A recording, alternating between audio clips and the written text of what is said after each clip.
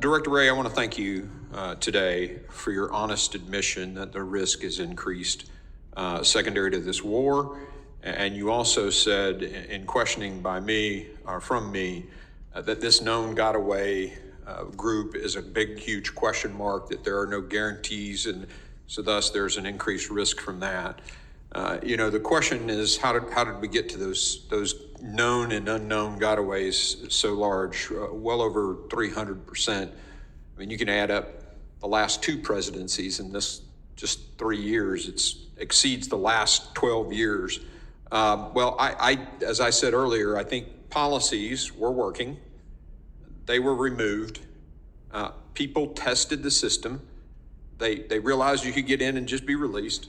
They called home, and millions came.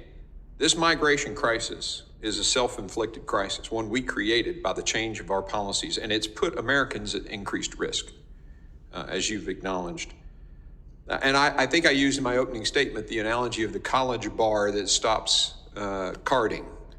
That bar will be overwhelmed. I think we all get that. And that's what's happened at our southern border. With mass waves of cartels, with this mass wave of people, the cartels have seized the opportunity to overwhelm Customs and Border Patrol and bypass them and get the fentanyl into the United States. How else could we explain the fact that fentanyl was $95 a hit on the street when this Secretary Mayorkas came into office, and it's now $25, $26 a hit in Tennessee? It's simple supply demand. These catch and release policies that Mr. Mayorkas, I think has implemented is the cause of the problem. You have to ask yourself, why wouldn't, with the way these catch and release policies are working now, and that's really what happens. You look at the CBP1 app, they're only getting rid of 98% of the people who do that get to come into the country. So if you get to come into the country, why wouldn't you just turn yourself into Customs and Border Patrol? Why would somebody even go around Customs and Border Patrol now? Because you're going to come in, get parole, and get into the country. Well, it's because they don't want to be caught. And that scares us even more, considering that it's 2 million people. I also want to thank you, Mr. Ray. You admitted that your department is looking for people right now on the known terrorist watch list. I think your question you answered to Mr. Pfluger. And Mr. Mayorkas kind of didn't really answer the question on whether or not if they identified somebody, 100% of the time they kept them. There was some discussion about a system that was implemented to determine if the person was a risk. We know, because we talked to the Customs and Border Patrol agents, that there is no policy that if they're caught on a terrorist watch list, that they're immediately detained in 100% of the cases. So these policies not to do that, which make no sense to us, have put Americans at risk. And interestingly enough, your agents, who are now having to find these individuals somewhere in our country, those decisions, those policies not only put the American citizens at risk, they put your agents at risk because they're out there now having to find these individuals. The truth is, current policy in the Department of Homeland Security does not require immediate detention of these people, and that is wrong. I asked Director Ray if the policies of his colleagues are making it worse for the FBI. That was one of my questions.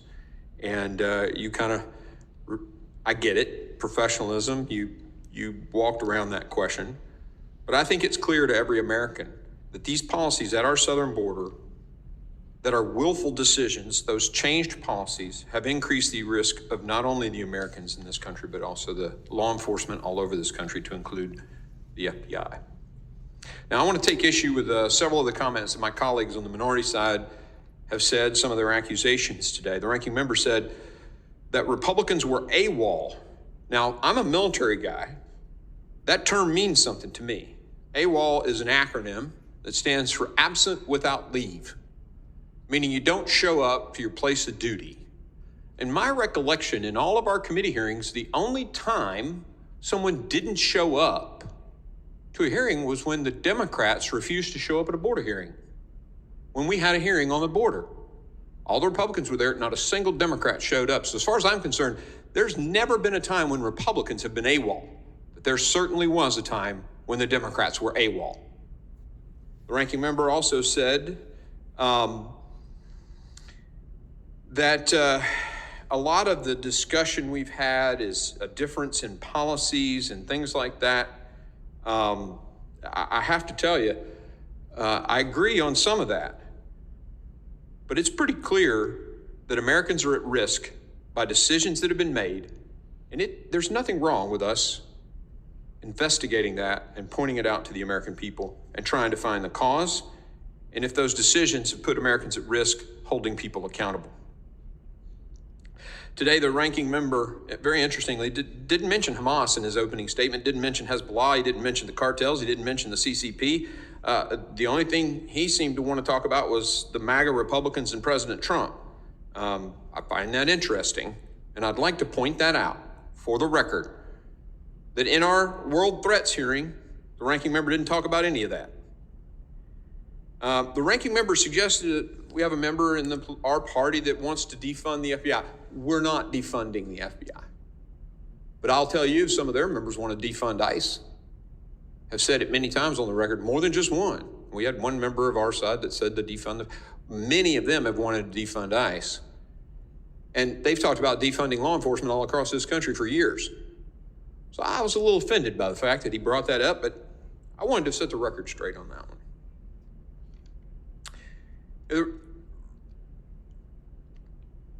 The ranking member also suggested that we are criticizing the men and women of your departments. And I would never do that. I worked for a lot of great military leaders in the day, my time in the Army, and but occasionally we had a guy that, a leader that was not effective. And I'd never be critical of that unit's soldiers, always the leader. Our criticism's not the men and women of DHS, Mr. Secretary. Our criticisms are your policies that you've implemented that changed everything when you came into office and changed the flood of migration and changed the fentanyl flow into this country. And tragically now with a war in the Middle East and heightened risk to the United States because we're supporting their other great enemy, Israel, at much greater risk. I also want to correct this notion because it keeps coming up that 90% of the fentanyl's being caught. Well, that's not true. 90% of what comes across the border that is caught at the crossing sites. That's an accurate statement. But to say that you're catching 90% of the fentanyl, you don't know the denominator, you can't figure the percentage. I wish people would be intellectually accurate when they make statements, but they just seem to cling to things that aren't true. There's also this accusation that just because people want border security that we're somehow racist. We heard that again today. And you would think that would just get tired and be thrown out. The people coming across the southern border, when I was there was a huge group of Russians. They're whiter than I am. This notion that you're somehow racist because you want border security it's really insane. I can assure you this, the people who are all over this nation right now yelling from the river to the sea, the destruction of Israel, I'll eat that Red Bull can if there's a Republican in that group. I also want to thank you, Ms. Abizaid. You brought up the homegrown and the lone wolves and all this stuff, and you gave some really compelling testimony. I'm from Tennessee, and what happened in Chattanooga several years ago at that recruiting station is just an example of what you're talking about. Keep saying that over and over again. America needs to know about this. They are actively trying to flip people in our country and to convince them to hurt Americans. And that incident in Chattanooga, we in Tennessee will never forget it. And I thank you for bringing that point home. Now, Mr. Mayorkas has said that we need to add dollars. Well, the truth of the matter is there was no budget change between the last administration and this administration, but you can look at the graph. It's like this and then like this. It ain't about dollars, although we're not against. If you look in HR 2, we put more dollars into that. Technology, pay for Border Patrol people, despite what some people have said. You also mentioned, Mr. Mayorkas, immigration laws. And yes, they're broken. They need to get fixed. But the truth of the matter is that the Immigration and Nationality Act's being subverted right now. You're not even, courts have ordered you to do it a different way than you're doing it. So I'm not even sure if we did change the immigration laws, you'd even abide by them. The ranking member mentioned that the asylum laws, we need to change that. But we're not living according to the definition of the asylum laws now and detaining people. We're actually sending them to hotels and sending them away while ICE detention beds sit empty, despite what the law says. More resources? No, this is a policy issue. The policies were changed by the secretary, and the results are people came, some on the terrorist watch list, being chased by the FBI, loose in our country, thousands dead to fentanyl, millions disrupted by the cartel crime, thousands of children lost in the system, thousands of people trafficked, and billions of taxpayer dollars. The New York mayor, who happens to be a Democrat, says it's going to cost his city $12 billion. Right out of the taxpayer dollar, not at their choice. They didn't vote on this. You just moved the policies out of the way. Here, let me write the check, because that's what Mr. Mayorkas wants us to do. And now, as I said, with the conflict in Israel, we are faced with an open border coupled with a heightened threat as we give assistance to as I said, the only other country or group of people that the terrorists hate more than us, Israel. The abysmal failure to secure our southern border has put every American at risk. Even a baby crawling around on the floor of a VRBO who encounters fentanyl left by the previous renter, dead. To crime, to human trafficking, to billions of money going to some of the worst human beings on the planet, cartels, and now, of course, international terrorists. I want to, before I finish my comments, I want to say a few things because you guys have raised some really good points, and I want to just give you some assurances. CFATs, the House passed it. We're pushing the Senate. We have a CFATs working group to try to get it in a posture where the Senate will actually approve it.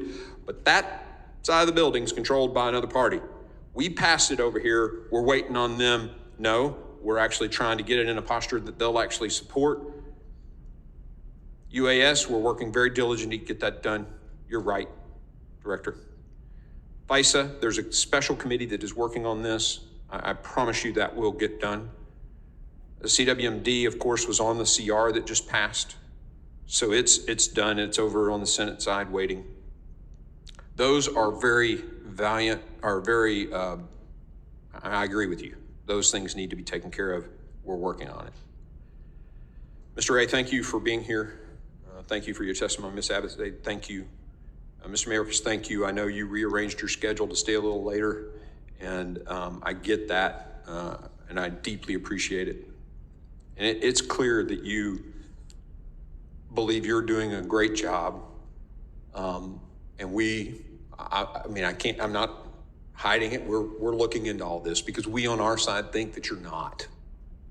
And we're in our last phase of a 5-phase process that you're following in the press, just like the rest of my constituents and people across the country. We're going to finish that up, I think sometime around December. And I'd love to know today if you'd commit to come back.